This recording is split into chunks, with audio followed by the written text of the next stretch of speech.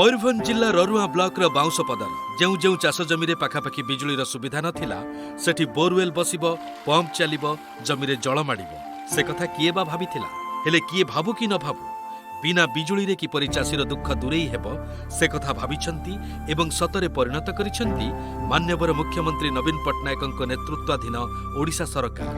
आमे बहुत खुशी जतबेले सोलार लागला मोटर लागि सारला परे जतबेले पानी बाहरला आमे सेतिरे आमे जानि पारलु जे सोलार माध्यम रे मध्य पानी बाहरी पारुछि। बाउंसपदर अंचलर क्षुद्र चाषींक पई वरदान साजिछि सोलार बोरवेल। राज्य सरकारंकर सौरशक्ति साहाय्य चलुथिबा गभीर नलकूप सेच कार्यक्रम सळखी देइछि सेमानंक जीवन जीविकार मेरुदंड।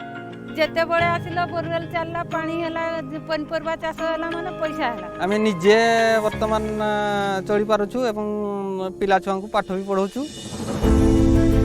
एकर एकर जमीरे पनीपरिबा फसल एबे कहुछि सार्थक होइछि चाषीर झाळ बुहा परिश्रम आ उठा जलसेचन विभागर उद्यम। ए सोलार पैनल माध्यम रे पानी उठै कि चाषबास करि पारुछु तेणु आम सरकार नवीन पट्टनायक को मोर अशेष अशेष धन्यवाद। वास्तविक सोलार बोरवेल जल बढ़ाई चाषीर मनोबल।